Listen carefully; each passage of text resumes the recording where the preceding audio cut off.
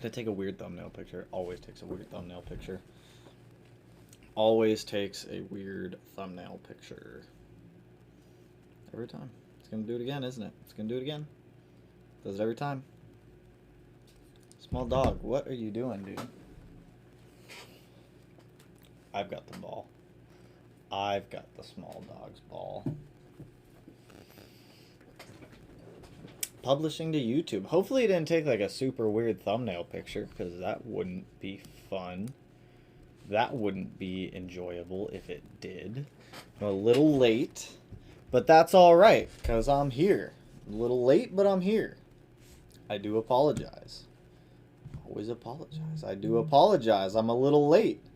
38 minutes late. I've been editing, and then I got carried away in editing, and there's too much happening, and it's a party. What's going on, everyone? What up, dudes? What up? Oreo, Jack, Kevin, Jamie, TubeUber, Bradley, Felipe, Bluis, Elvis? Elvis is alive. Elvis is alive.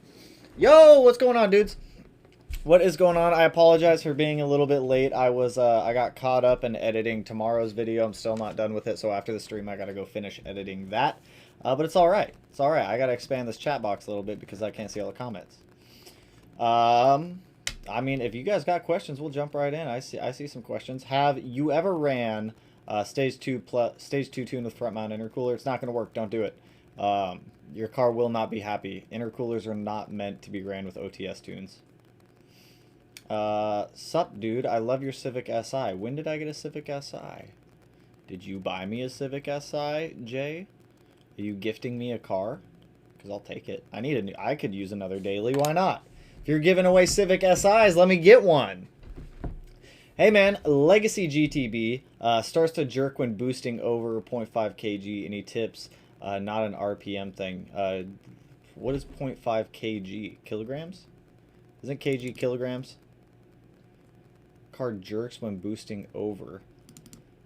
You could have a boost leak. I don't think that would make the car jerk, though, unless it's like trying to figure itself out and like trying to figure out what it's doing. If I were you, I'd smoke test the car first. If it's not throwing any check engine lights, kind of go from there. I'd start with like I said, a smoke test, see if you can find anything. Make sure you're not over boosting either. I don't know what 0.5 kilograms is, but I mean, hopefully it's nothing too bad. I would start off by doing a smoke test and going from there and seeing what you can find. Yo, what up? Jamie, what? I know, that's what I'm saying. What? Someone up here said they're giving me a Civic. I'm down for it. Was watching you change spark plugs. Ooh, that's never... I mean, it's not too bad. It's not too bad to change spark plugs. Danny, let's collab. What do you got in mind, my man? What do you got in mind? I'm always open for ideas. Always open for ideas.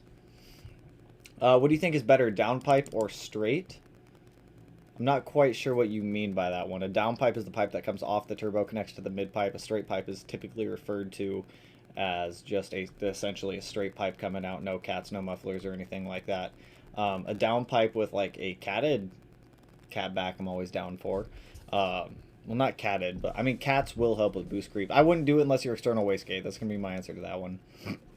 Don't go just like straight up straight pipe without being like some type of like boost control device in there, so that way you're not like totally like over boosting and potentially blowing up the motor, because no one wants that. Fish, I like that name, Fish. I'm doing a remote tune and I just did a revision and now the dam is 0.8. If your dam is dropping while you're in the process of doing an e-tune, I would double check with your e-tuner to kind of see what might be causing it, because if you're still in the tuning process, adjustments can be easily made and that might be something tune related. So I would swing back, talk with them, let them know that dam is dropping. They'll make adjustments on their end, send you back the revised tune, and then you guys just kind of go from there. Looks like the original setup is back. We're rolling now, old friend. That's what I'm saying. The chat box inside of the video when we're just doing normal streams like this, I felt like was like a little odd. We're still in Streamlabs. I like Streamlabs. I like using Streamlabs. It's a little bit cleaner of a setup than it is on YouTube. But I just felt like removing the chat box from the screen on this one just made a little bit more sense. Should I get my bumper professionally installed, or should I get it painted and trim it up so it fits? Is it an OEM bumper, Oreo? What bumper are you trying to put on there? I mean, if it was me, I would just install the bumper. I'd give it to the paint shop, let them paint it, get the bumper back, and then just install it yourself. But I'm not quite sure what you mean by trim it so it fits. Is it not an OEM bumper? And Ren, what's going on, dude? Tanner, what's up, man? Not a question, it's a statement. In the process of pulling my brackets off to change the injectors, this process is a pain in the ass. I totally feel it. Yo, I'm a little upset with my injectors right now. Some of you guys may have seen me post my injectors up on Facebook in the last like hour or so. But the injectors that I got for the EG33 are for sale. I totally goofed and I bought the wrong injectors. I bought STI injectors when I need universal Bosch 38 millimeter by 14 millimeter injectors. So I'm a little upset about that one. So gonna be a little difficult to try to sell 6 injectors, but if it comes down to it, I'll just sell 4 of them and then I guess use the other 2 for something. I have no idea. So unfortunately, I need to sell those injectors and rebuy injectors. The lower injector O-ring on the ones that I bought, the O-ring is 14 millimeters, so that does fit the conversion that we got. But unfortunately, the injector itself is 16 millimeters, while the actual bore for the injector to sit in on the lower TGV housings is 14 millimeters. So a little bit bummed about that. It happens. It happens with this like custom engine swap stuff. I should have paid a little bit more attention. I also got the clutch ordered for anyone who's following along with that. I got that ordered, I think it was this morning or yesterday morning. I don't necessarily remember. I had to cancel the original clutch order and then buy a different clutch. So I'm still using an X clutch, but I accidentally bought an unsprung clutch when I wanted a sprung clutch. So we're making a swap. We're going with a sprung clutch because that's going to be a lot better for daily driving. Don't be like me and try to drive around with an unsprung clutch because that would be absolutely awful. Jordan, what's going on, man? Thanks, I appreciate it. Anytime. Christian, what's going on? What's going on, dude? My apologies. I'm a little bit late to the stream. A little bit late. Where did it... There it goes. Yo, what up, King Richard? I hate calibrating these Subaru throttle bodies after access port and battery disconnects. It can be a little bit annoying because you have to sit there, you have to let idle relearn, you have to let the ECU relearn, you got to drive around a little bit to let everything else relearn. It is a little bit of a process, but yeah, I mean, it could be much worse. Could be much worse. We had to do that with Matt's car today. His battery died. Luckily, I had like a jump pack, so we could easily just hook up the jump pack up to his battery, get his car started, and be on our way. But yeah, it is relatively annoying to reset throttle position every single time. I'm trying to go for straight power. Will changing the header do anything? Changing the header is going to do a lot. Swapping over to an equal length header if you're an older EJ or an STI. Swapping over to an equal length header is going to give you a lot better top end power. It's also going to help reduce EGTs in cylinders 2 and 4 since you're not going to have super long runners coming off of that side. So that way you're not heating up those a lot more because it's taking the exhaust gas so much longer to travel than it is out of 1 and 3. So that way you're not super heating the cylinder head and potentially increasing knock. So swapping over to an equal length header is definitely going to be a better option for that if you are trying to make like straight up power. I think I'm going to do the smoke test on my WRX. The spiking in AFR is driving me insane. That's how the BRZ is right now. Just straight up spiking in power every now and then. Definitely, or not power, but AFR. Mine's in my tune, but it's definitely annoying to have to deal with. Going back to your blown engine vid, what would be your recommended route for getting a turbo motor into a non-turbo Forester? Used FXT JDM engine, RA bottom end source. Honestly, it's all going to depend on how much power you want. If you're just looking for like an easy drop-in turbo motor to throw in there, I would definitely get like an... Hello, small dog. I would get like a EJ255 out of a WRX, drop it in there with ECU, downpipe, all of that. What are you doing? Do you want to come up here? All right. Downpipe. I would just get the complete drop-in motor with the transmission if you don't already have a manual transmission in the car. Swap it all over. Getting the TCM to work properly is going to be a little bit annoying, but it'll be worth it in the end. So I would just get like a used 255. If you want a lot of power, get the Type RA short block and then get some like used heads, some W25 heads. Bolt them up onto there, build the heads a little bit if you want. Like honestly, it all comes down to like how much power you actually want out of that motor. Yo, what's going on, Edgar? Jack, how long have you lived in Washington? So I was born in Washington, grew up in Washington, and then when I joined the Army, I left and then came back in 2015. So I've pretty much always been in Washington. I like Washington for the most part. The weather's pretty decent half the time. There's some, there's a lot of nice areas. There's also a lot of not so nice areas too. So you just gotta like find a spot that you're happy with. But I'm relatively happy with Washington. I've been up here my entire life and I love it. Blown up 2 FAs waiting on the IAG 2.5 closed deck and Killer B external wastegate. Ooh. Ooh. Sorry to hear. I'm sorry to hear about the 2 blown up stock FAs. But the IAG block, that thing will be solid with that Killer B setup. Killer B makes really good stuff. I love Killer B. 04 WX. Car is under boosting. Used to be at 14 psi. Now it is at 8 psi. According to my access port, my car is pulling timing. Any correlation to underboosting? I mean, it could be. Whenever it comes to like trying to diagnose problems like that, there's so many variables that go into it. Are you throwing any check engine lights like that? Do you have a boost leak somewhere in the system? Because definitely having a boost leak is going to cause the car to underboost since you're not allowing all pressure to get through.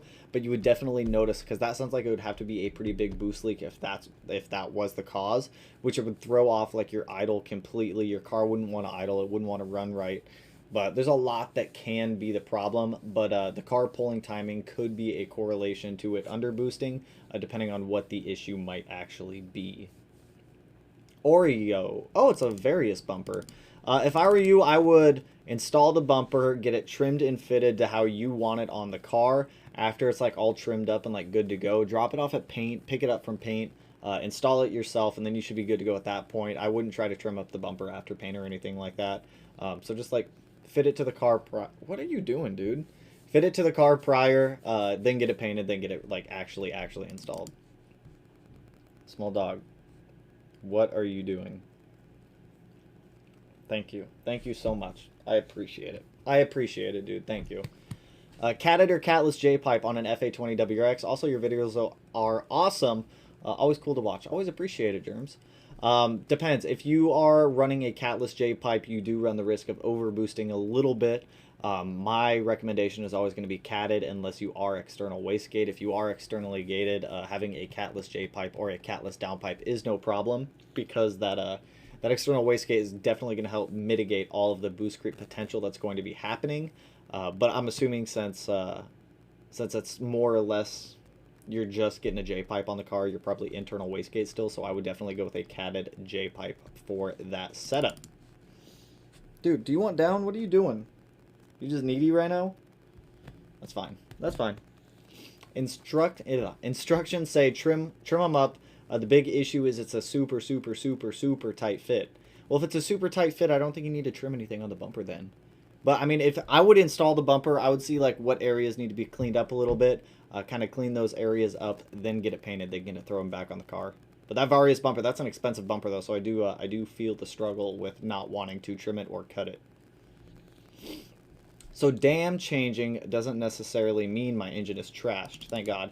No, so when dam changes, your car is essentially pulling timing to save itself, so that way you're not getting into power like all the time inside of this like danger zone where the car detects something is wrong. Especially when you're going through an E-tune like that, your E-tuner might just need to make some adjustments so it's not pulling timing. Or dude, why are you trying to like, what are you doing? It's essentially a safety measure. If your car is pulling a lot of timing, you're getting a lot of feedback knock, that's a pretty good sign that something is pretty wrong. If it's just dropping in dam, that means it's pulling timing for some issue that might be either tune related, gas related, or just like environment changing related. Maybe you're just in like a very different like barometric pressure. Because most cars, if you get pro tuned, you're tuned in one area, so the baro pressure from where you're tuned is what your tune would be set at. So if you go like up into a mountain, you see your dam dropping like that, you're changing in elevation. Since there's less air higher up in the higher up as you go, then obviously the car is seeing less air, so it might pull timing. There's a lot of reasons why it might pull timing or why it might not. But no, if you're getting the car tuned right now, it's totally normal. Your tuner can easily make the adjustments to correct it. What are my thoughts on the brand Sports Edition rims for winters? What are my thoughts on the brand Sport Edition rims? I have no idea. Let's take a look, because I have no idea what Sport Edition rims are. What are Sport Edition wheels? Interesting. Okay. Sport edition. I mean, seems like it. Seems like they have some like decent looking wheels out there. I don't know what sport edition wheels you're looking at. I mean, there's some that definitely I do not like this like black set over here. Not a huge fan of those ones. These ones look a lot like some other wheels on the market. Not a huge fan of the face on those ones. These ones look pretty clean in my opinion. I do like those ones. I mean, they seem like good wheels. I don't know the price point of them. I think I saw on the last page it was like $166 per wheel. Can I just go back up here and go all? Like $184 a wheel, $130 a wheel. Not too bad. I mean, I'd definitely use them as some winter wheels. They seem like quality winter wheels. Also depends on where you live. I mean, if you got a like ton of big, like super big potholes, you could potentially do some damage to one of these wheels if you hit one of them in the wintertime. But, I mean, winter wheels aren't supposed to be your nicest wheels either. So, I mean, I would say solid wheels. Solid winter wheels, I wouldn't mind running them. What is the best price for a 19 Series Gray WRX with 7K miles? A dealership price is $30K. Reasonable or too much? I mean, I would Kelly Blue Book it. I'd kind of see where it falls for your area, because wherever you live is going to change on how much the car actually costs and what it's worth. But for a 2019 WRX, a Series Gray, especially with only 7,000 miles on it, 30K does seem pretty reasonable. You might be able to get them down like maybe 29.5, maybe 29, depending on how good at negotiating you are. But I mean, 30K does seem fairly reasonable for where it falls. I believe like a new WRX, I think the comparable is like a limited model for the 2020 year, 2021, something like that. Comes into about, I think like $33,000 to $34,000 after like tax, title, license, all that stuff. So 30K doesn't seem too bad. What's up? What's up, Pros and Cars? Sean, do you know if Subaru will most likely have TSB articles even if you have a modified car? Yeah, so they will honor TSBs even if your car is modified. So I know a lot of people, when the 15 WRXs first came out, the pitch stop welds were cracking. Regardless if you had an aftermarket pitch stop in the car or not, Subaru would still honor that TSB to get those ones fixed. I think it might depend. Actually, no, I'm pretty sure TSBs they'll honor regardless if the car is modified or not. I don't see why they wouldn't, because it's a known issue that is going on with all cars. So I don't think they can legally... Your face itch, small dog? I don't think they can legally, like, void or, like, deny a TSB done on a car. Have I been to the Spokane area? I haven't been to Spokane in a very long time. I very rarely go over the mountains into eastern Washington. Can't say I've been over there for a little while. Ooh, got cam lifters coming in tomorrow. Exciting stuff. Need a Cobb downpipe. Snag one. I just sold one not too long ago. You should have bought mine. Devin, what's poppin'? What's up, LOL Daddy? Got some things happening. I saw Tyler dropped his car off. I also saw that Tyler decided to drive his truck and trailer over to your house with a blown out wheel or a blown out tire. I'm judging Tyler a little bit for that one. Ha! Forgot. What's up, and hope the day was a good one. It's been rainy here, getting colder. Leaves are preparing. Same, dude. It's getting cold. It's supposed to be 28 degrees this weekend. I gotta be working out in the garage. It's about to be cold out there. I'm about to get like some Under Armour or something, like layer up when I get out there. Ayo, what's poppin'? What up, Bort? Bort Forts? I eat colors. What's going on, dude? Hopefully you got some good news on your motor situation with what you got going on over there. What brand downpipe would you recommend? Cobb or Grimspeed? Or Nameless Performance? Those would be like my go-to 3 downpipes. The Cobb one is pretty much, you already know it's going to be good quality. You know it's got a good catalytic converter in it. Grimspeed is also a very good quality brand. They can come ceramic coated too if you do opt for their limited model. So either one of those 3 is going to be solid. I don't think Nameless Performance will ceramic coat theirs before sending it out to you, but the quality on Nameless Performance is always solid. How hard is it to pull and replace clutch assembly? My wagon's previous owner put some 6-puck stage whatever clutch in there, and I hate daily driving it. If you guys are going to be swapping your clutch out in your WRX or your STI, I do suggest pulling the motor to do it. If you have like a BRZ FRS GT86, drop the transmission. Pulling the motor is a lot easier to get to the clutch assembly and replace it and then just put the motor back in than it is to drop the transmission. But on a scale of like 1 to 10, I'd put it at like a 6.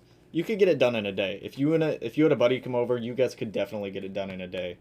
Ooh, I wanted to show you guys this too. I wanted to show you guys the clutch that I ordered for the STI.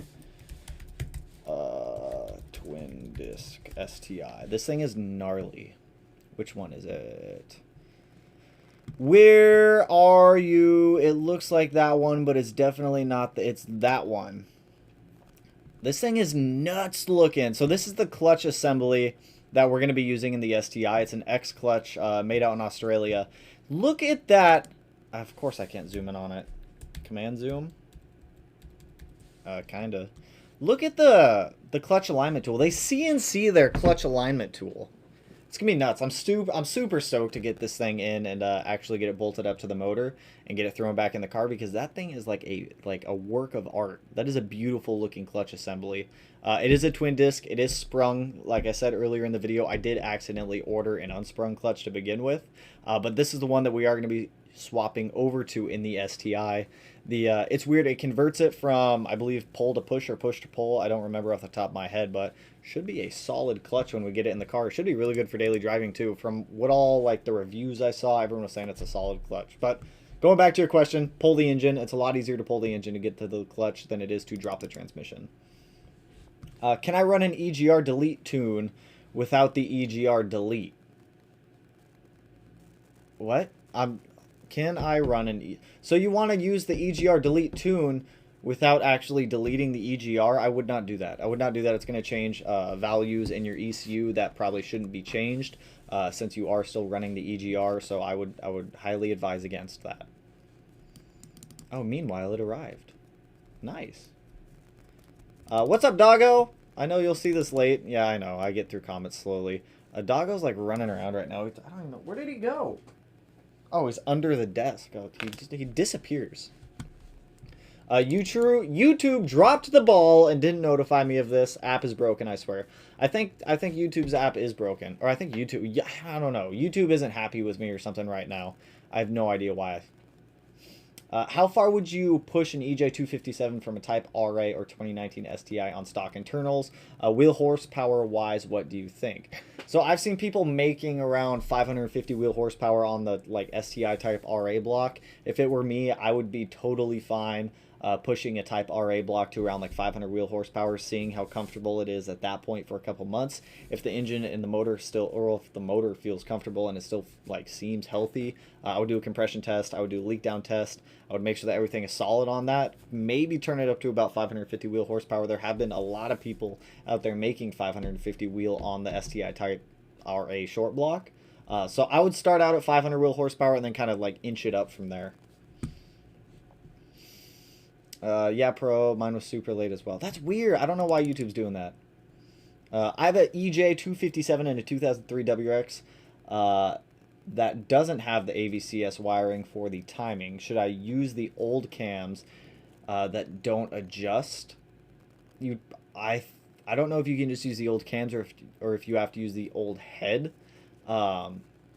God, what is it? I don't know what the WX heads are. I know the STI heads are W25. If you're using the EJ257 and you have the W25 heads in there, but you don't have the wiring for it, what wiring harness are you using? Because if you swapped an EJ257 in there, are you using the old WX wiring, or did you swap the wiring harness over also to an STI with the ECU? Are you still using the stock ECU?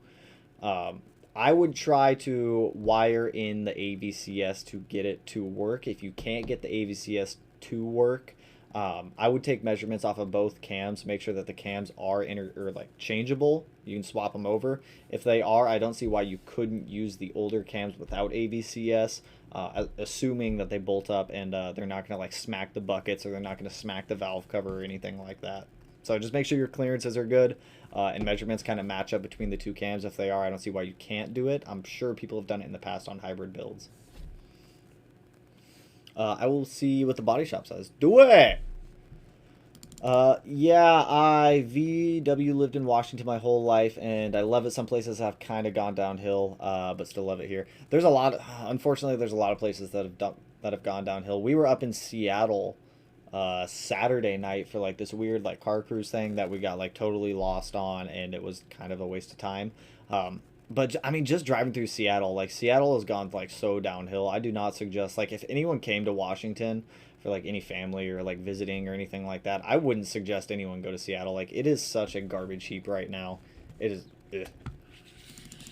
Had APR tune, APR tune. When I am accelerating, then let off the throttle to a stop. The AFR in the access port goes to 20.3. Stays there till I touch the accelerator again. So when you come off throttle, it's totally normal for the AFR values to lean all the way out. But after they lean out, after about like a second or two, they should jump back up and start going back towards 14.7. So that way they're not just like super hanging out at like super lean. But if it's like completely pegged at 20.77 or whatever the value was, and it doesn't change until you hit the throttle, something is going on with that one. I would talk to the tuner, because if it is just super pegged at lean, something's wrong. Maybe your injectors are fully closed when you're coming off the throttle and they're not opening back up until you tell them to, but that doesn't seem right. So I would double check the tune, or if it is just going down there touching 20.33 for a second and then going back up to 14.7, you shouldn't have anything to worry about. I just got a 2020 WRX and I'm considering getting an AOS. Would it be better to do it soon, or wait until the warranty is up? Also, I don't have any plans to do any major mods right now. If you're not planning to modify anything else on the car, I wouldn't void your warranty with an air oil separator. So a lot of people ask me why an AOS will void your warranty, and there's a couple reasons. It'll change the crankcase pressure between both of the heads. It also reroutes the PCV system, which Subaru is not a fan of. But in your case, I wouldn't even throw an AOS on the car unless you're looking to do bulk mods and do a lot more stuff, rather than just kind of throwing that on there and saying you're good until you feel like doing it later. Keep the warranty intact just in case, and then when you're ready to like super modify stuff, then at that point I would start doing more. My car responds to the normal wastegate settings versus the low wastegate OTS Stage 1 Plus, much better gas mileage and overall response. How much of a tune is required for the Cobb boost controller? You're gonna have to at least get an E-tune or a Pro Tune. Any electronic boost controller that you're putting on your car, any 3-port EBCS at that point, not just Cobb's, is going to require a tune, because all of the parameters inside of the boost controller need to be set in the ECU. So you can't just put a boost controller on a car with an OTS tune. It's not going to end well. The car's going to freak out and it's not going to know what's going on, because none of those parameters have been set for the EBCS to open or stay closed at whatever intervals it's supposed to be set to. You don't think you could just get fatter O-rings to use on the injectors? It's not the O-rings that are the problem. The injector itself, I can pull up a picture of the injector actually. I'll show you. We'll just go ID 1300s STI. The problem that I have with my injectors right now on the EG33 build is, I just want a picture right here. So it's going to pull up the website. I don't want that. If you look at the bottom of the injector where the lower O-ring sits, the diameter of the injector itself is too big to sit inside of the TGV delete housing in the converted side feed to top feed for them. So I could try to ream out the embossed like bezels for the conversion. But I just see that creating issues later on. So just selling the ID 1300s and going with the proper ones. Hold up, I gotta let small dog out because he's whining. Here, you want to go out? You go out. Go be free. So these ones that you see up here on the top right, the ones that say ID 1300X, those are the injectors that I actually need for the EG33 swap. They're 38mm by 14mm versus having 48mm by 14mm. So unfortunately, I can't just swap out the O-rings and get it to work. I wish that was the case. How's the pupper? The small dog is good. He did not want to be in here anymore. He's going to go bug Melanie while she does her exam for her accounting class, I believe. But he's good. He's solid. When are you going to start reviewing other people's cars? We just did that last night, my friend. We might do a couple of them tonight, or I might save them until a couple more build up in the email box, and we might do some later. But we did one last night. If you haven't checked that one out, go swing and watch that video after this, my man. A suggestion on turbo to make 500 wheel horsepower on the IAG 2.5. I would get an FP Black. FP Black's, if you're looking to stay stock location, get an FP Black. If you're looking to go rotated, there's a lot of turbo options out there. You can either run, like, I've seen people run Garrett, Precision, Borg, Warners. It's going to depend on what your budget is, but the easiest is going to be to stay stock location with an FP Black. It is a little bit of a pain to get fitted in the engine bay because that FP Black is a pretty big stock location turbo, but the FP Black will easily get you to 500 wheel horsepower, no problem.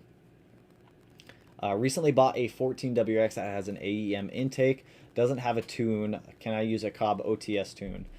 You can use a Cobb OTS. I would actually prefer using a Cobb OTS tune than using the stock tune on that one. Obviously, my main suggestion to you would be sell the AEM intake, get a Cobb SF, use the Cobb OTS tune. With that one, it's going to be the most responsive and it's going to run the most correctly for that OTS map. But in your case, if you don't want to buy another intake, I would suggest using a Cobb OTS map over using the OEM map. You saved me with your 5W40 idea. You really learn a lot with your videos. Hey, thanks, my dude. The 5W40. I'm assuming you're referring to that one when I did it in the BRZ to bump up oil pressure. 5W40. That was an awesome move to do. I can't take full credit. That was between a couple different forums and actually testing it out. That was where that one came from.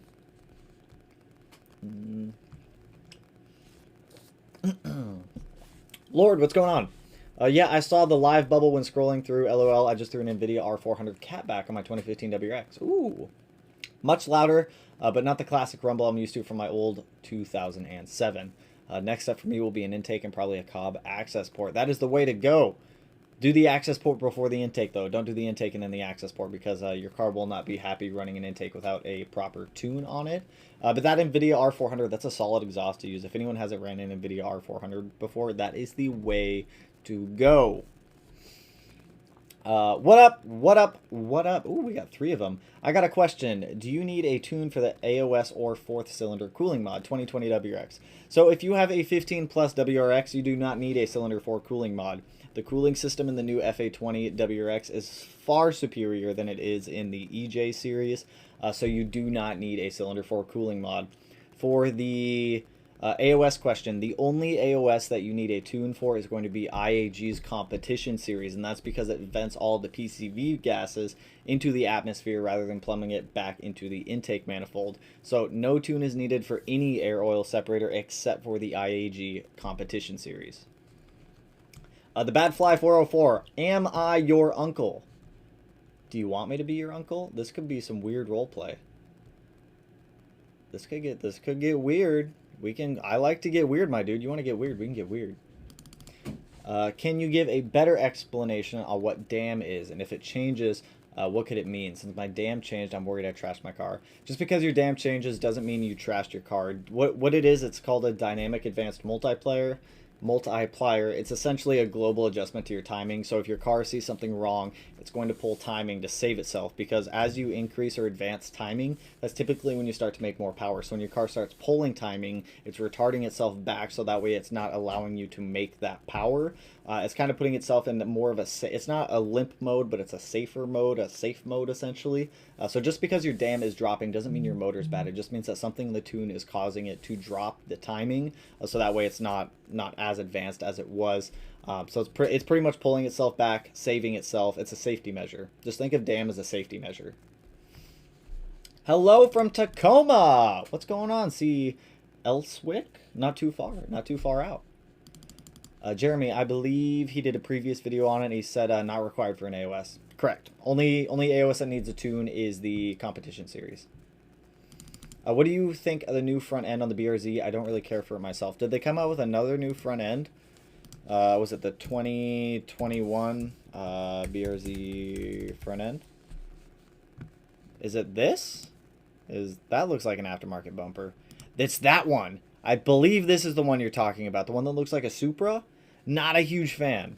Not a huge fan if that's the bumper you're referring to. I think that they're Toyota and them are trying to merge it together. Or you might be talking about this BRZ front end on the new BRZ, which also not a huge fan of. It looks like they kind of took a little concept from the 400Z from Nissan.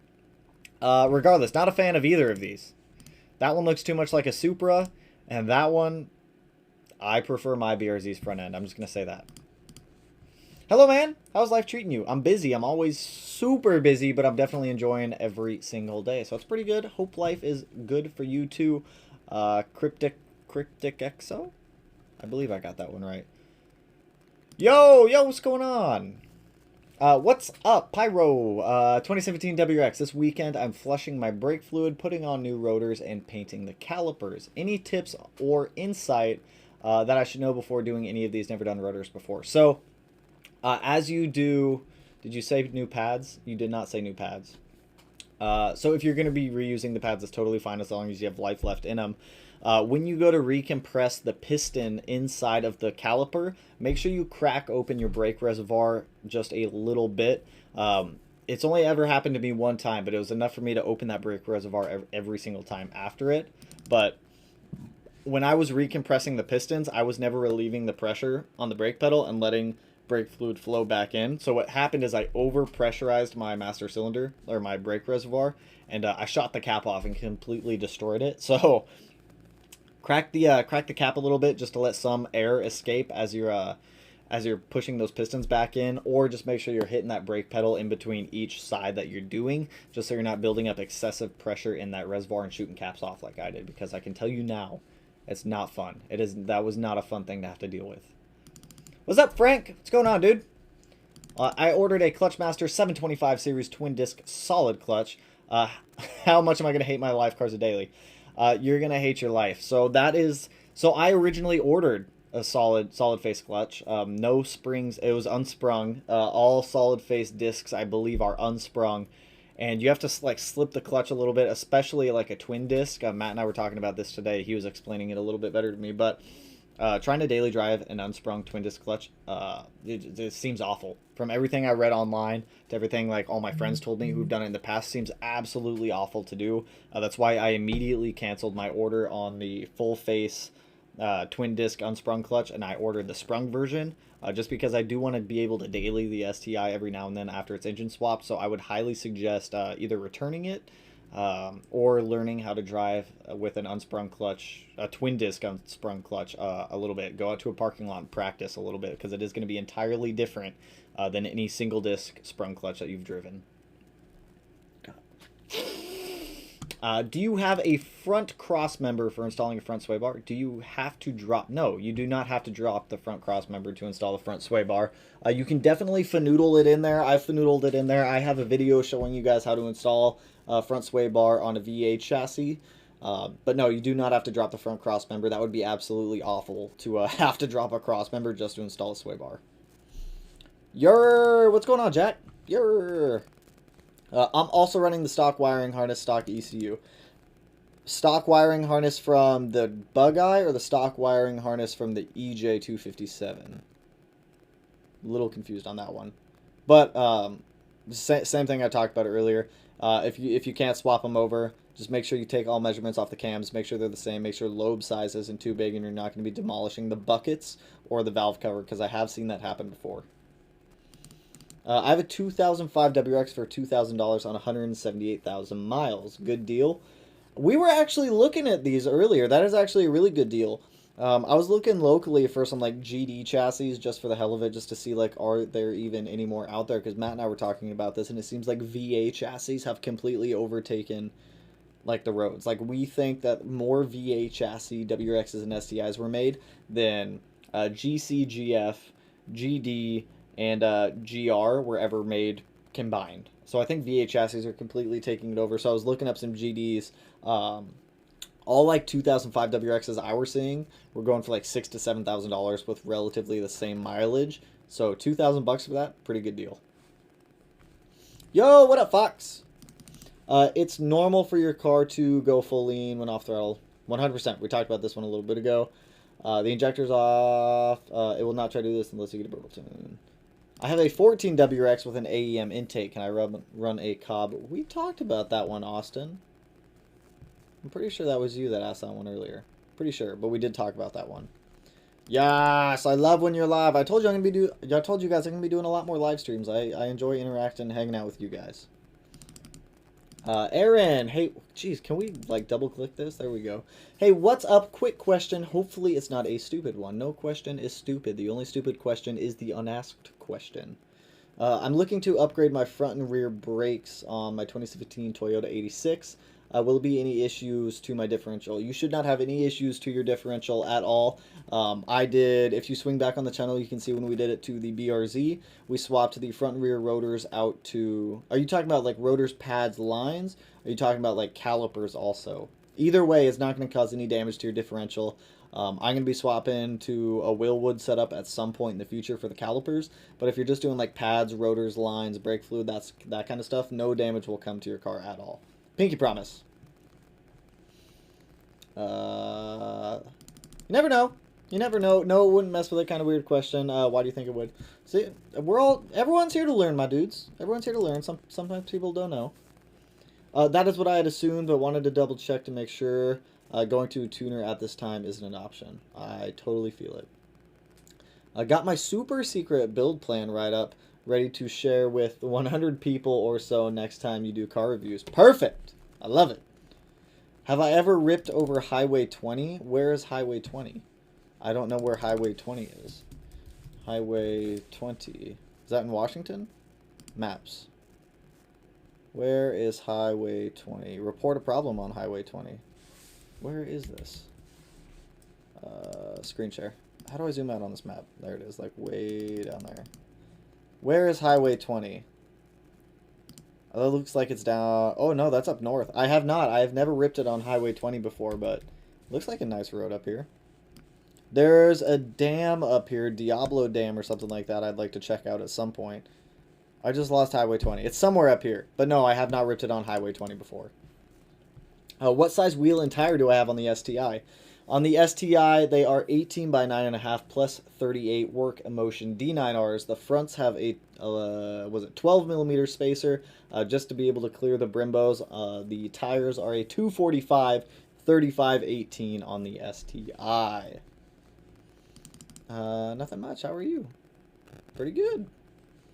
Tomy Arms Turbos. Tomy Arms Turbos. What is this in relation to, my friend? Well, the parent intercooler couplers help with the terrible boost leaks that happen around the hot side of the intercooler. When I did it, I used the Grimspeed ones. Having either Grimspeed or parent, anything else other than OEM is going to make putting that top mount intercooler back on a world of difference, and it's going to make it so much easier. I would suggest just swapping over to those couplers just for that reason, but it should help with a boost leak if you are getting a boost leak from that stock coupler, because every time you go to put that top mount intercooler back on, it's like chipping away at that stupid red elbow that goes down to the turbo. The thing is awful. The thing gets wrecked and destroyed so easily and so fast. Since I've done a few turbo builds, what's been my biggest issue or issues? My biggest issues whenever it comes to building any car is myself. I am always the biggest issue whenever it comes to building anything because I'll either order the wrong parts, I won't order everything. I'll cross-thread something. Like, I am the king of cross-threading. I promise you guys, I've cross-threaded more than you have ever seen in your life. But typically, all of my problems are pretty much self-induced problems when it comes to working on cars. For the most part, everything could go smoothly if it weren't for me, like, half the time. But for the most part, I haven't had any, like, mechanical issues or, like, alignment or fitment issues when it comes to installing anything. Tired and just worn out. A normal day for me. Just trying to stay healthy with the weather turn. I feel it, my dude. Stay healthy, my friend. Geez, you guys know my wheel specs better than I do. Dude, Tomy Turbo's so sick. That's what I want to get. I know Tomy does make a turbo. It's a pretty good looking turbo. LOL, sent the question twice. No worries, Austin. No worries, my dude. That is the plan. What I'm getting, don't want to get big power. The Tomei turbo is a pretty solid turbo for a direct swap over. You can't go wrong with that one. Cobb 20G, but spools up faster, a little less horsepower. Cobb 20G spools up faster, a little less horsepower. Oh. Hey, you said that the BRZ was more fun than the STI to drive after boosting it. Can you go into depths of what you mean by fun? Affect the STI has more power. So the BRZ and the STI, they're both incredibly fun cars. I love them both for two entirely different reasons. The BRZ feels like a much more simple, it's fun in a simple way because It's your classic car. It's a front engine, turbo, rear wheel drive. Very basic interior. You don't have a lot of like fancy computers or controls, and I can override and disable all of them in the BRZ. So the fun in the BRZ is totally different. You have like rear wheel drive fun and all wheel drive fun. The STI when it was running and living, the STI was oodles of fun because I had all the grip I could ever want out of the car. But the inner child in all of us loves to break cars loose sometimes, and we love to just let them rip. Sometimes we get a little too cocky with that, and sometimes we have a little too much fun with that, but it is what it is. The BRZ, it's just the power to weight ratio in the car makes it feel a lot faster than it actually is. I mean, the car only makes 282 wheel horsepower. The car only weighs around 2,800 pounds without me in it. I believe like 2930 or no, like 2950 or something like that with me in it. So it's just the experience of driving it. It's difficult to explain unless you've been able to drive one, but they're just two entirely different like oodles of fun. Just don't get like way too cocky if you have like a rear wheel drive NA car that you boost and then you're like, I'm gonna go play with this thing. I've said it, I think I said in the last stream, I sent the BRZ, I jumped a curb in the BRZ. I straight up jumped a curb in the BRZ because I was having a little too much fun with it. So they're both fun. It's just two different types of fun. Japan doesn't build big power. I've seen a couple big power builds come from Japan. Oh my gosh, I hate when it does, like, the chat, like, will super jump down, and then I, like, lose where I am. That's why you guys hear me clicking, just highlighting comments so I can kind of keep track of where I am. If I was to buy a Subaru with over 200,000 kilometers on it and did an intake exhaust and access port, should I be worried about blowing up the motor, and if so, should I be looking for a motor swap? Not necessarily, no. Before you even go to modify that engine, I would definitely suggest you go in there, you do a boost leak, you do compression, you do leak down, you just make sure the motor's healthy. As long as the motor is overall healthy and there's no issues with it, you're just fine playing with it and modifying it. Recently purchased a 2018 STI. The car came with a Cobb access port, SF intake, ETS catback, exhaust running OTS Stage 1 Plus, SF map.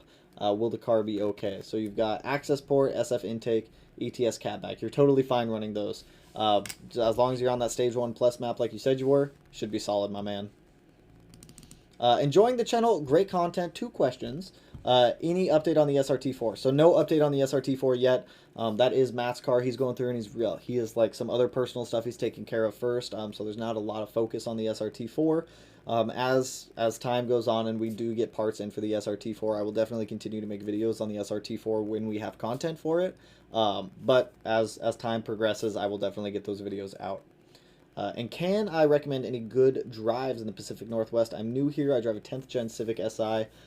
Should have bought a WRX, I know. Well, there's nothing wrong with that, dude. Depending on where you live in the Pacific Northwest, I like going up Mount Rainier. It's a pretty fun drive. Mount St. Helens is another really good drive. God, what is it? I have a map open right here, actually, so let's look at the map. If I can zoom out a little bit. So that's Portland.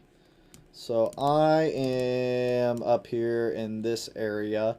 I typically like to go like out here into the mountains where it says like Greenwater, Garcia, Leicester, up here into like Enumclaw, go out into the mountains, or if you're really feeling it, down Highway 165 up to Mount Rainier National Park. There's a lot of good roads back there.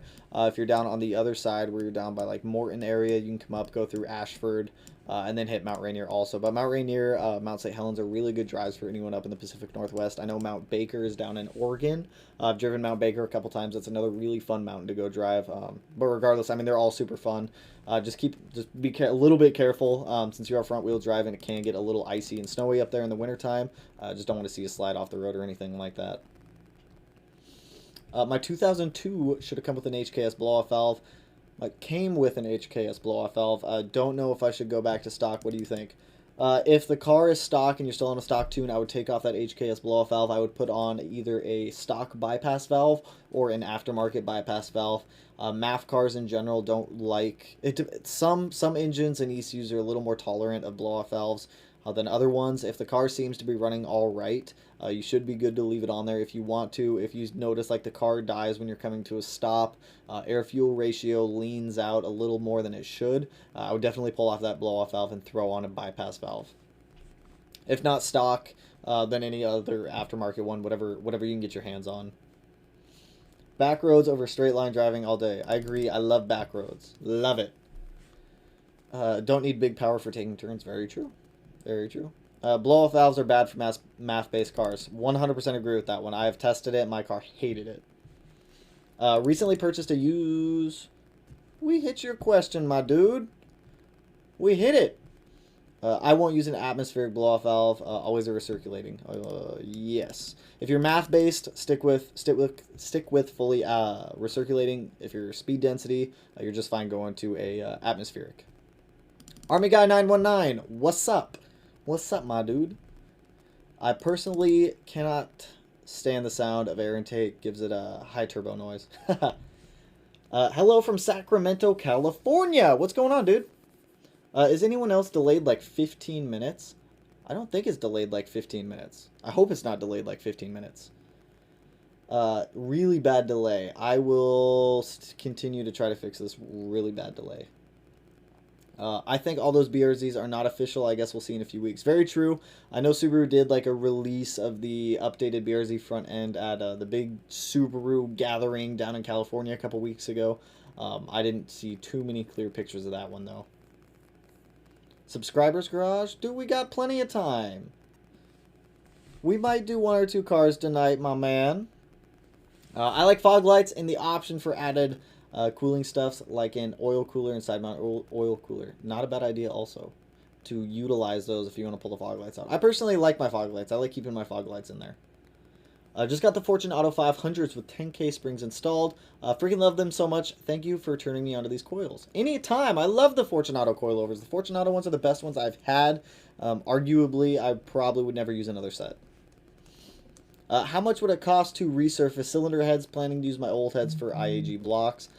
Depends on what machine shop you're going to. Machine shops I've seen charge anywhere from like $100 to $200 for resurfacing. Honestly, it depends on the shop that you're going to. Hey, I've got a 2017 WRX first tune for full bolt-ons and a little extra mods for high flow cat.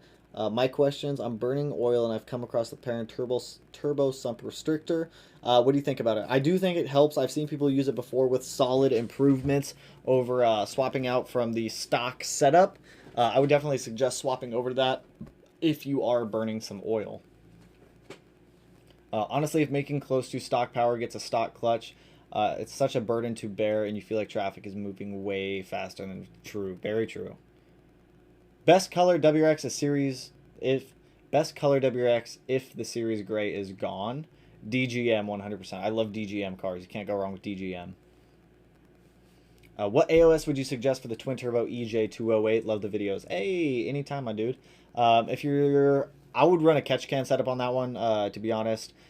Especially if you plan on doing a lot of other mods to it, venting the gases to the atmosphere, and then properly tuning the car for that setup would be my suggestion. If you do want an AOS for that one, though, I would snag like a radium universal one and plumb it in that way. I don't think they make any drop-in AOSs for that setup.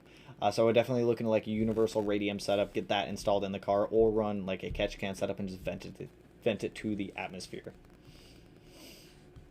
See, Dizzy, my dude, we answered your question, my man. Ordering FA500s for 19 WRX, not sure about spring rates. What would you recommend for someone who lives in California?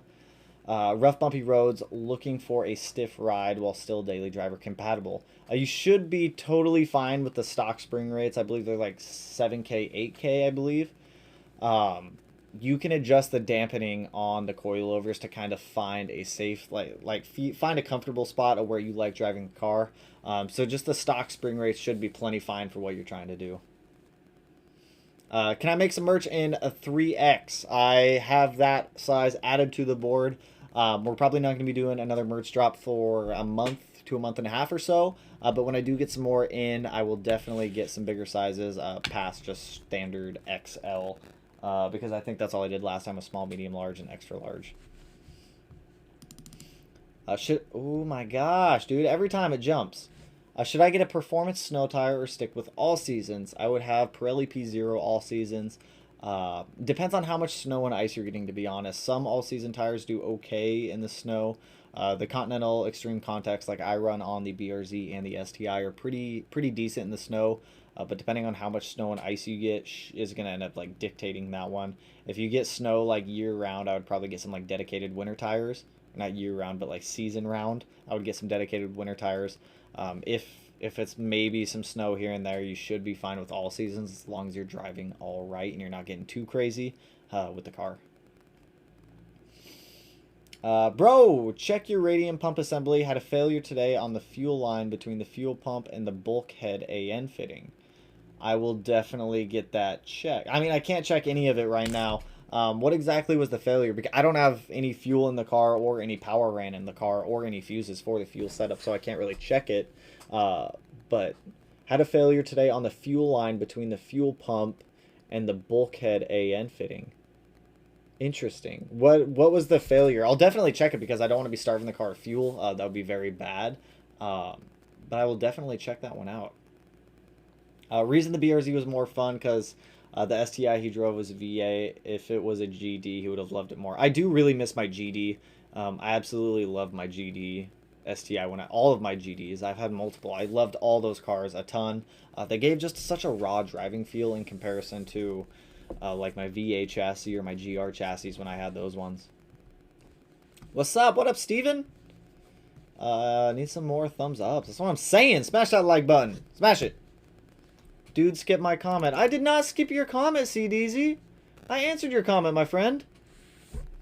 I watched a video of yours that mentioned gauges. Would you recommend getting something like an access port, or would you wire in separate gauges? Just wondering what the pros and cons of each would be. So you can definitely just monitor off your access port if you want to, but I personally don't like it. I have trust issues with the access port gauges.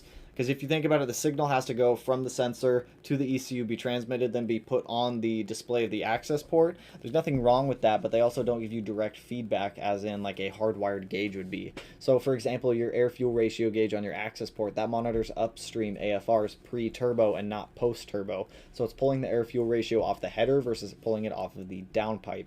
Having a hardwired AFR gauge actually go to the downpipe will give you the direct correlation of what your air-fuel ratio is. If you have a hardwired air-fuel ratio gauge and you have your access port pulled up, look at both values as you're driving the car. You'll see a slight difference between your AFR gauge on the access port and the actual hardwired gauge. So some gauges you're totally fine running on the access port. Other ones, I prefer hardwired gauges such as boost, AFR, and oil pressure. Those are my three main ones that I like to have hardwired gauges for, just because I know those are going to be solid sensors plugged directly into the motor. So if something is failing, I can immediately take action on it versus having to wait for it to go through the ECU up to the access port and potentially be a little bit off.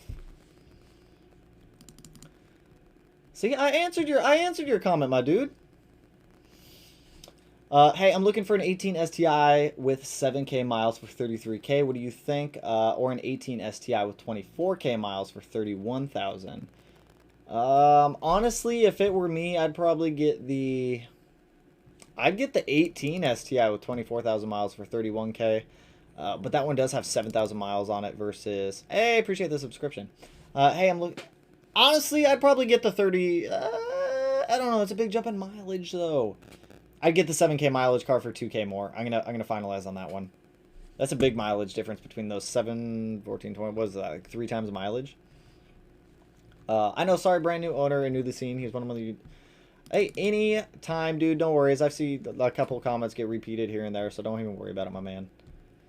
What is the manual automatic C-diff used for? And what do you use? So I have an entire video on the C-diff and how you should use it. Typically when it's like nice weather out, I'll put it in auto minus just to give the car a little more fun feeling.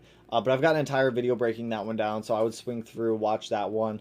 It'll give you a couple ideas, tips to go play with the C-diff, put it in manual mode. Don't be too scared of putting it in manual mode. Just go watch the video.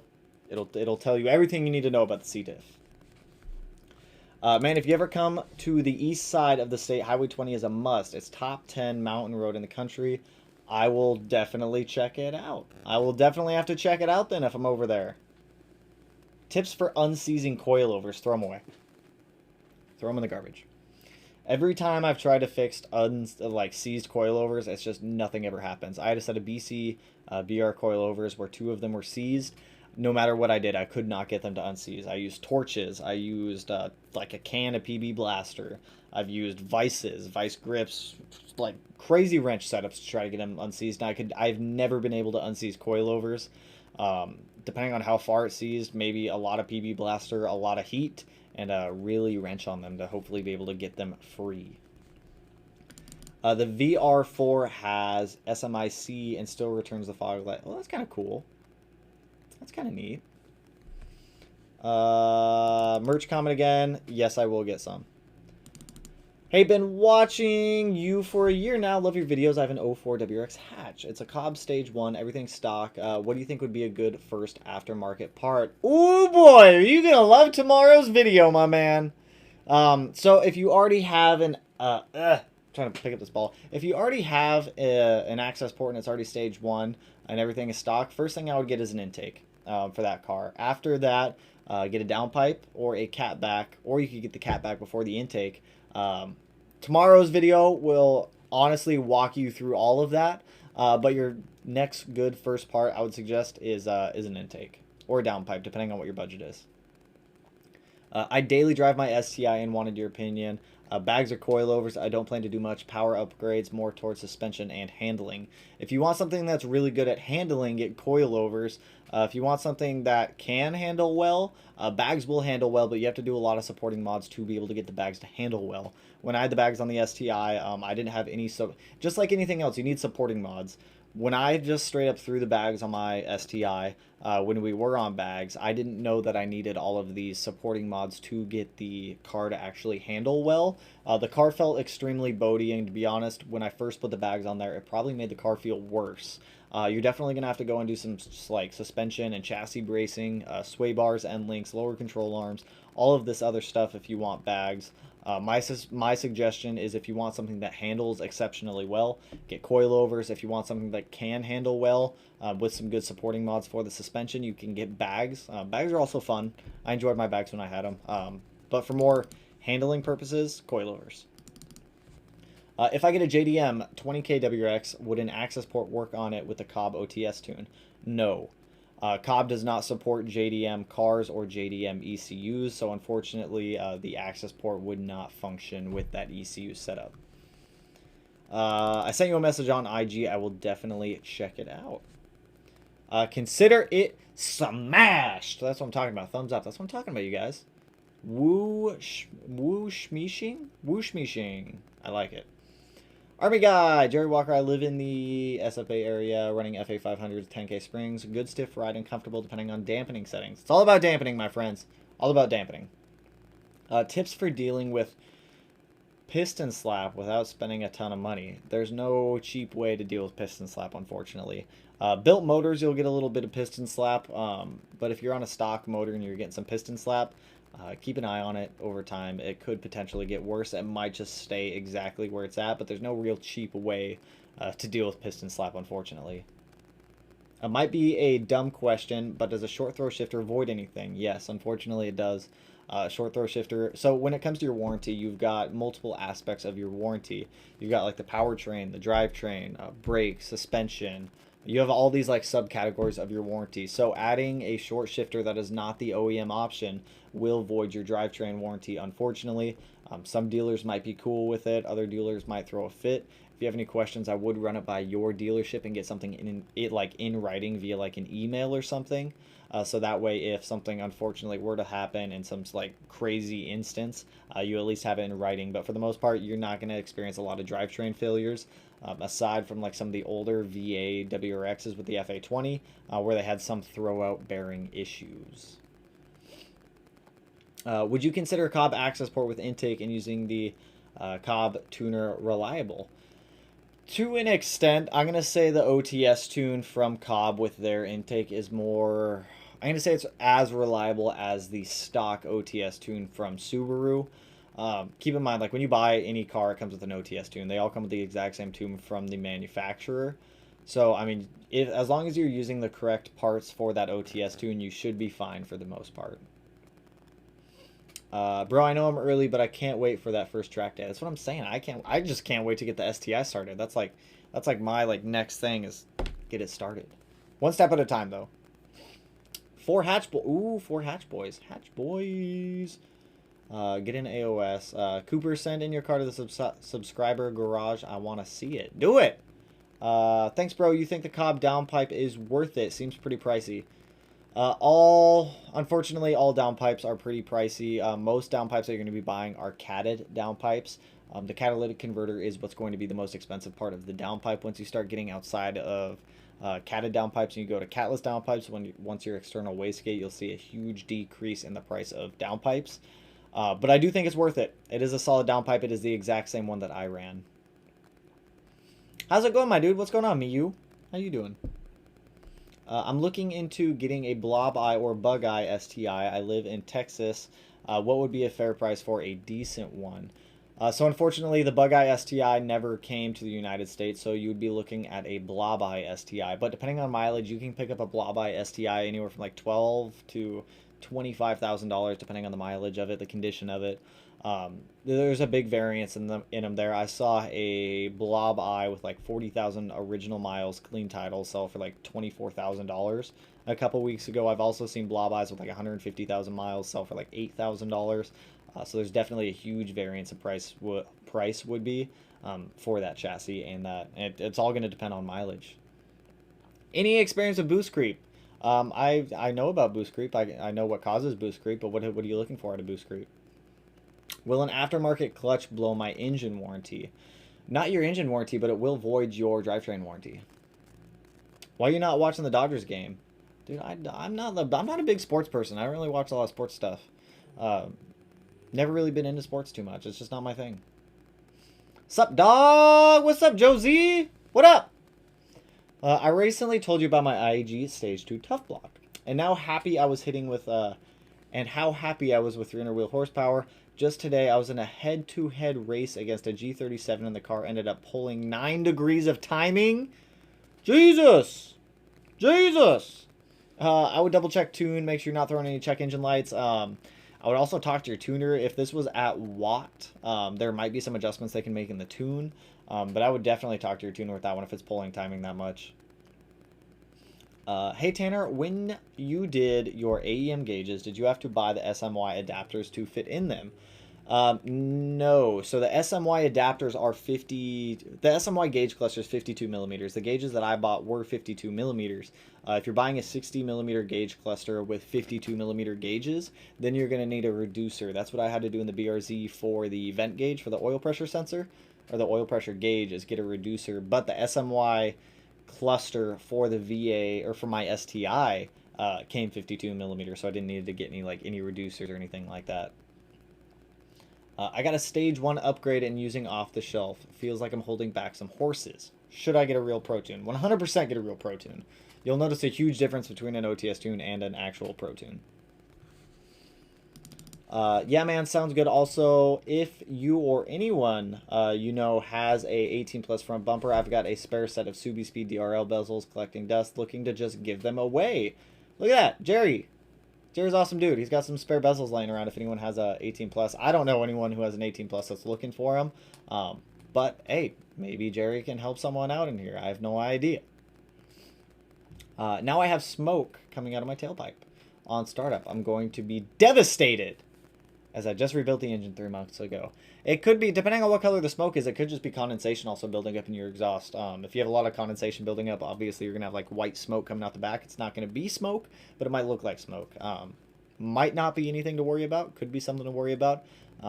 I would look into it a little bit more, kind of smell the smoke as it's coming out of the exhaust.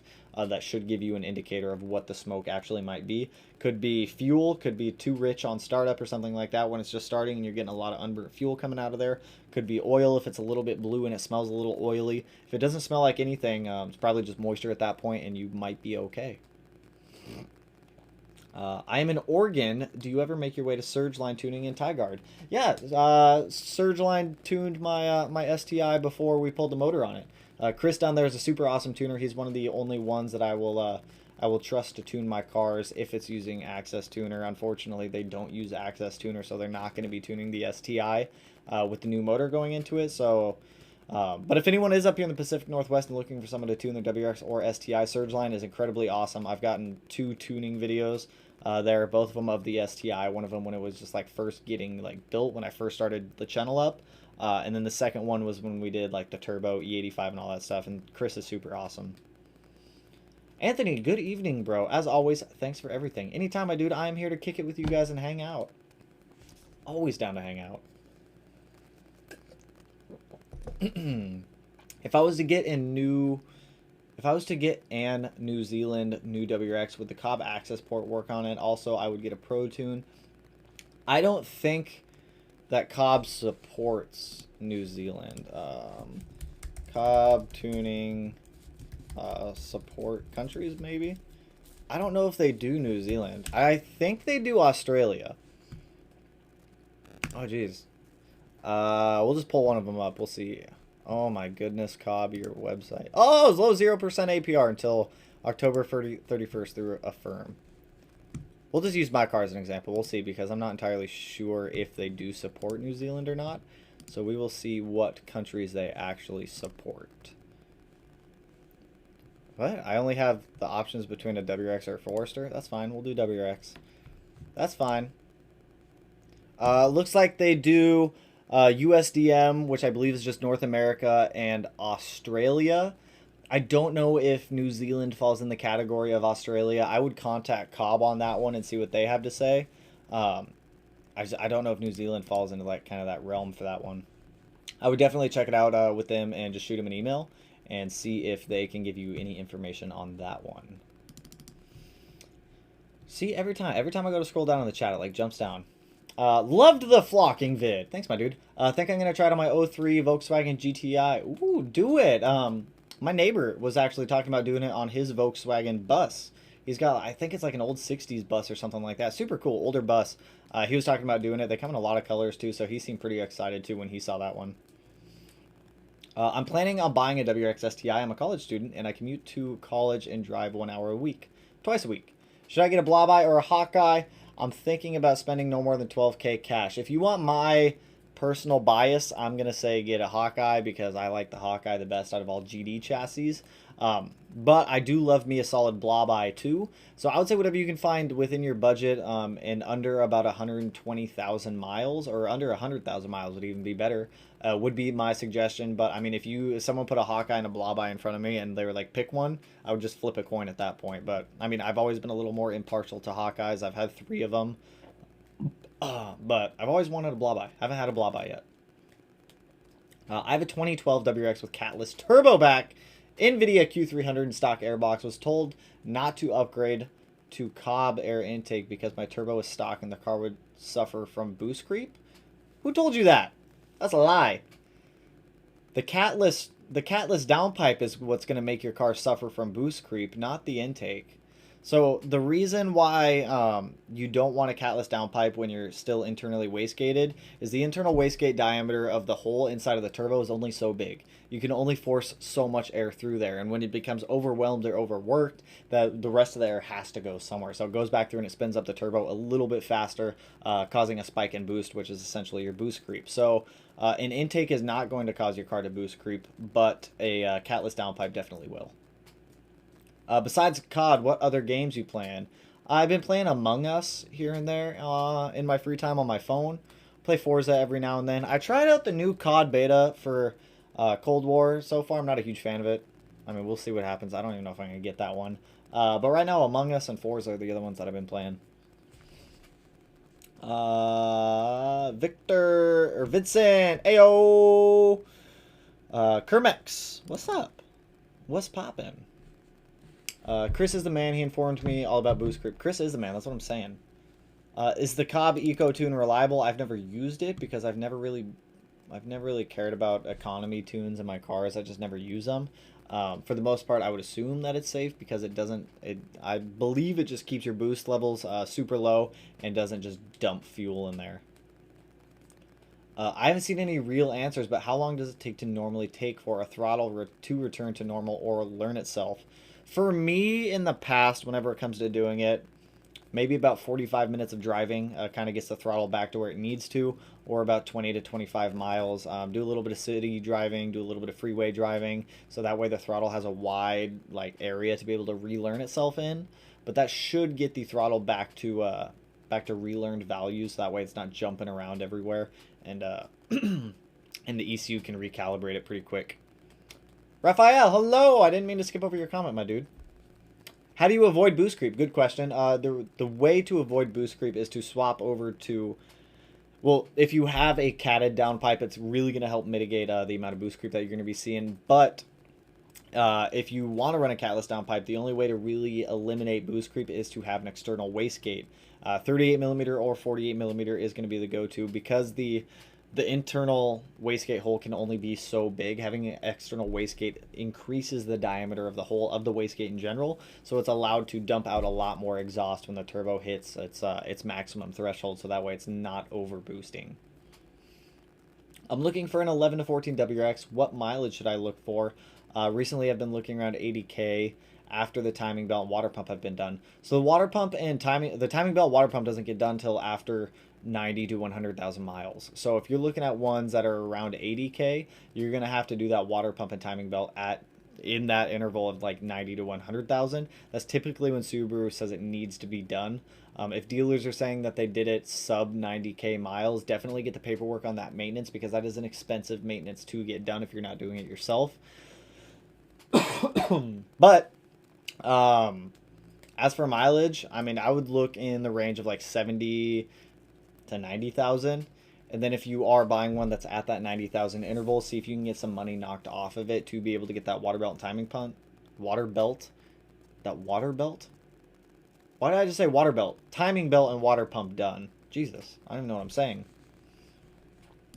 Would you recommend having a Subaru dealer replace a clutch instead of doing it yourself? I asked about it earlier, and you started talking about pulling engines. No, 100%. If you want to do your clutch yourself, pull your engine. Like, take the engine out of the car to do the clutch. That's kind of what I was getting at that one. If you don't feel comfortable pulling your motor to do your clutch, take it to Subaru. Subaru's probably going to charge you around $1,500 for the labor plus parts. But if you want to do it yourself, pull your engine to change your clutch. You did not hear me wrong on that one, I promise. Dropping the transmission, it's a heavy transmission in these cars. You also have to get the front axles out, which can be a little bit of a pain to do. So I mean, if you want to replace your clutch yourself, do it by pulling the engine. Do not drop the clutch, or do not drop the transmission.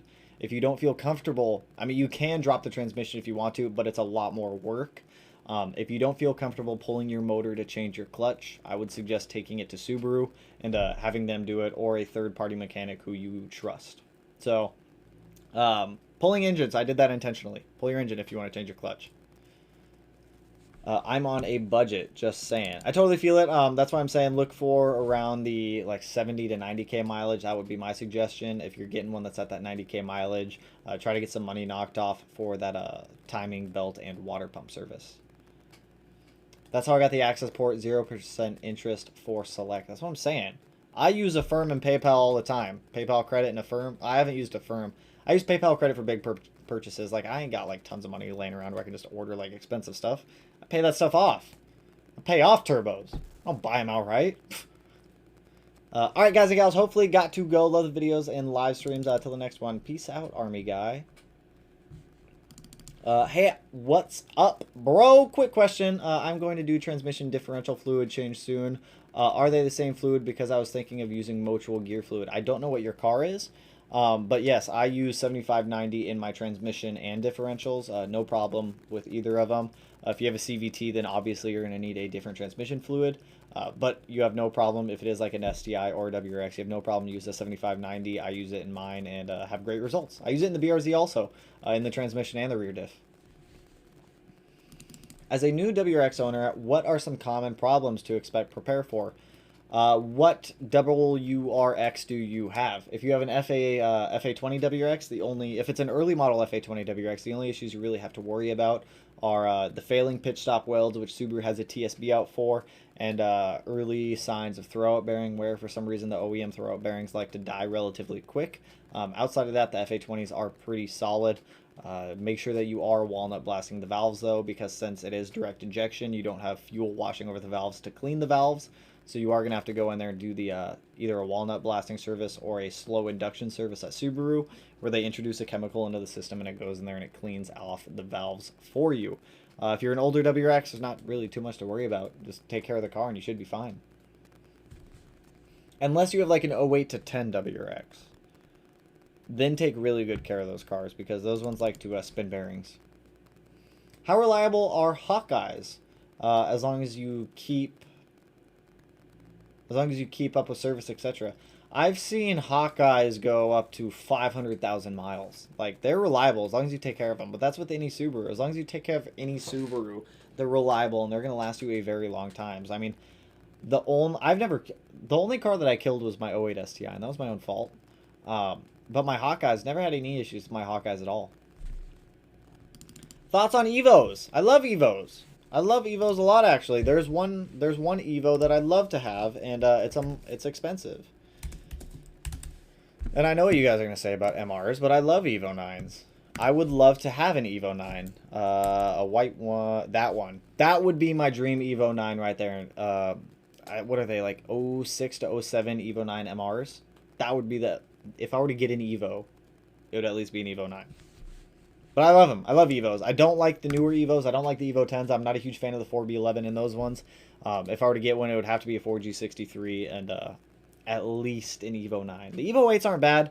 You can definitely convert an Evo 8 to look like an Evo 9, but I'm picky. I'm picky. Got an NVIDIA R400, if I recall. How to get rid of the loud drone inside on a 2015 STI. I've never heard an R400 that has drone before. So I mean, if you wanted to, you could probably add a resonator to the exhaust. That might help a little bit, but all the R400s I've heard just don't typically have a lot of drone to them. Also, thanks for live streams. And if you want to play some Warzone, let me know. I have over 70 wins, usually play solo or duos. Anyways, keep up the work. Anytime, my dude. I've only won solos one time by myself, and the rest of the times I always get wrecked. I'm really not that good at Warzone. I just run around and loot and do recons for funsies. I wonder if you've ever killed me in Warzone. I die quite frequently. So I couldn't find a direct answer, but I have a 19 WRX. Does it come stock with unequal length headers, or did they change that? It has equal length. So any WRX that is 2015 or newer comes from the factory with equal length headers. Any STI, any generation, has unequal length headers. Any WRX prior to 2015 has unequal length headers. Johnny flexing on all of us. What is your TV inch? That TV? I have no idea. Absolutely no idea. When should I get a blow-off valve, and do I need a tune first for one? You should not get a blow-off valve unless you're going full speed density. I don't suggest getting one until you're like actual speed density. If you're planning on keeping the MAF in your car, keep a bypass valve. There's no need to swap over to a blow-off valve. The TV size, I don't know. You guys can't even see the full TV. It's like it goes past frame. You guys can't. Does this rotate? Oh, it doesn't rotate the way I need it to. I don't know. I think it's like a 55-inch. I'm not sure. It's a Samsung. I got it for deals. Tips and tricks on driving manual. Find the spot where your clutch likes to engage and disengage, and then kind of work it from there. So go out to a parking lot, get a feel for the clutch, put it in first gear and start to let the clutch out. And when you start to feel it grab, that's going to pretty much be your engagement point. So get good at getting that engagement point from like a stop. Once the car gets rolling, start to match it with gas as you come off the clutch, get onto the gas. Don't go like too much on one or the other, because then the car's going to either start jerking or the car's going to die if you don't give it enough gas, or if you give it too much gas, it might just like take off on you. Just go out to a parking lot, practice a little bit. It's not too bad. I learned how... My very first car was a manual car. I had no idea how to drive it. My mom made me drive it home from the person that we bought it from, and I stalled out like 100 times. But just getting behind the wheel and actually practicing is going to be your best way to learn, my man. $1,500 hurts plus parts. $1,500 always hurts. Is it just me, or is it super hard to get into gears for 14 WRX 5 speeds? My X used to have a 11 WRX. I'm pretty sure it's the exact same transmission as the 14. If you're having a difficult time getting into gears, try swapping out your gear oil for something a little more viscous, or maybe your old fluid in there is just a little bit worn and it's time to swap it out anyway. So I would at least try swapping out fluid first, seeing if that helps, and then kind of reevaluating from there. Hey, from Montreal, Canada. What's going on, dude? I have an 08 WRX which had an issue with fuel mileage getting almost 50% worse. Found out my PCV assembly hose was cracked at the crankcase. Found to use one and was better. Hey, glad it was an easy fix, my dude. I have a couple extra like PCV valves laying around the garage for some reason. I have no idea why I have so many of them. So I'm installing a Cobb Stage 1 Plus on my 2017 WRX. How much does it actually improve? Well, it's going to clean up the rev hang a lot. You're going to get some induction noises. You're not really going to notice a huge increase in power, but it is going to make the power band a little bit linear, so that way you have a little bit more power, kind of stretching up a little bit higher into the RPM band, so that way it doesn't feel like the car is just completely falling on its face. 3 weeks installed, and now I'm seeing dampness on top of my motor in the same area and seeing the fuel mileage get worse again. Any suggestions where else I should look? I would try actually swapping out the PCV valve itself and not just the hose. The PCV valve is actually pretty cheap. You can pick them up for about 20 bucks. I bought one for the BRZ for some reason. Don't know why. But I got it from Subaru for, it was like $19.72 or something like that. I would suggest swapping out that PCV valve and not just the hose, and seeing if that helps fix the problem at all. If that doesn't fix the problem, you can also smoke test the car to see if there's any leaks in the system. The smoke will go through the PCV system and you'll be able to see if it is actually leaking or not. Hey, I've been building up a few parts of my 2010. I've been holding off, however, until I know I can get it tuned. How should I go about finding a tuner? So I would start by Googling tuners in your area to see if there's any reputable tuners that have access to a dyno. If there's no one really in your area that you can get to that has a dyno and is familiar with the platform that you're trying to get tuned, go online, find a good e-tuner. E-tuners are very good resources to be able to use, especially when it comes to e-tuning nowadays. Like, you can get some really good e-tunes out there. It does take like maybe 8 to 10 revisions somewhere in there, sometimes more, sometimes less, but you can get a really good tune through the internet nowadays. Gumdrop, the sound improvement is worth it. Gumdrop, the sound improvement. I'm a little bit confused by that one. I should have got the Evo X MR over the Evo X MR. I should have got the Evo 9 that I had. It was the same color as the one you had up. That's what I want. I want an Evo 9 that color. I love Evo 9s. I want an Evo 9 also, and that's how I got my 15 STI 2 years ago. It was cheaper than the Evo. I totally feel it. All Evos nowadays are like either trashed or they're like stupid expensive to try to get.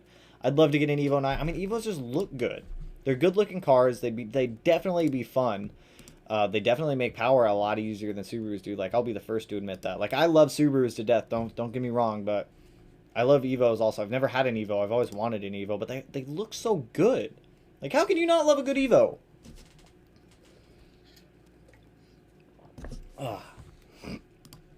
What else? In other words, press the clutch to the floor, gas, then drop the clutch. Not necessarily. No, don't just drop the clutch. You're gonna be doing like all-wheel drive burnouts, and your clutch will not be happy with you. Ease into it. Take it out to dinner first. Spend some time with it. Meet the clutch. Get familiar with the clutch. Be the clutch. Be the ball. Be the ball. How you're explaining driving manual is how I taught a girl to drive my manual Baja. Just be slow and learn to feel with your feet. Don't wear thick. Yeah, that's another one. Don't wear thick shoes.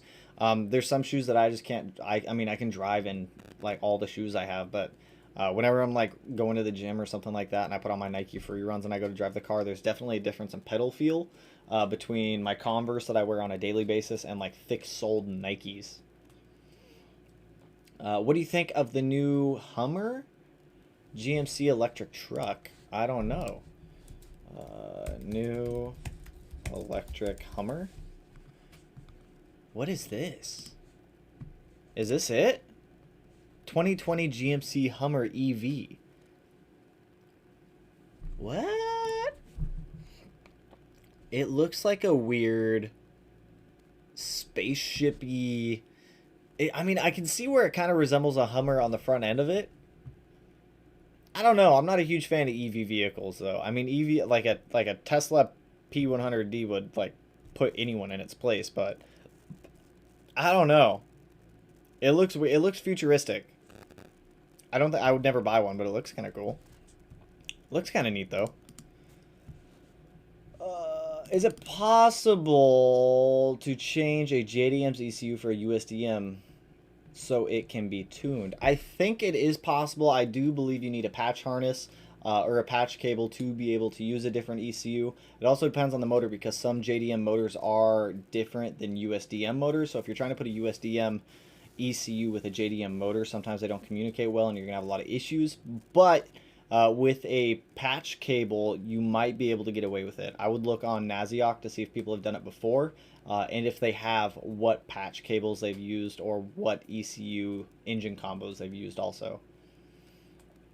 Is ring failure on a 2015 FA common? No, typically in the FA engines, the most common failure when you're starting to make a lot of power is going to be the rods. The rods tend to go before anything else does. Bot 7 is I don't know what you're talking about. Jet game in neutral city in Texas. Okay. Should I change my headers? I love the rumble. I've seen Tommy on equal length. Thoughts, recommendations. If you're I mean, I always suggest getting equal length headers. I like equal length headers a little bit more than unequal length headers because you can get a lot better top end. I talked about this a little bit ago.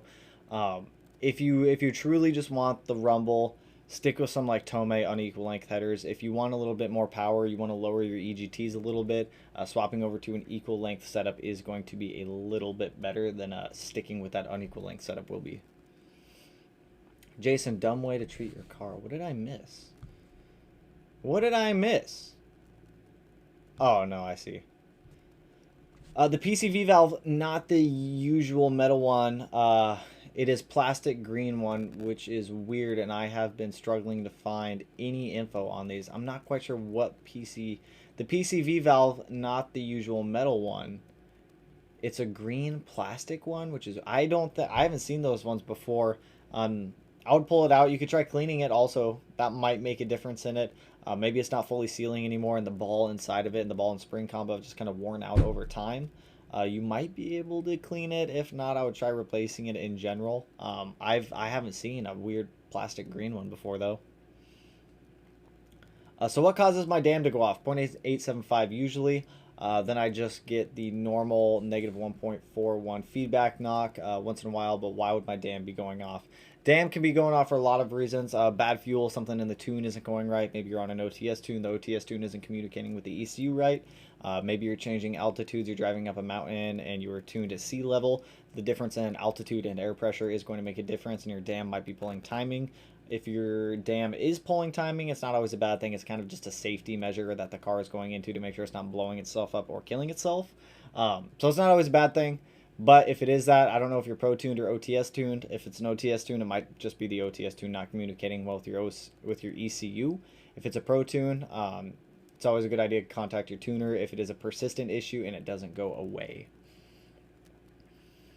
Oh, 2015 WX Stage 1 with intake. It could just be the OTS tune not communicating well with your ECU. Looks like a Range Rover Land Rover thing. It does kind of look like that. It's a little weird. 2022 GMC Hummer EV SUV. It's an interesting looking car. I drove a stick for the first time since I was 15 when I picked up my STI. It was a rough couple days.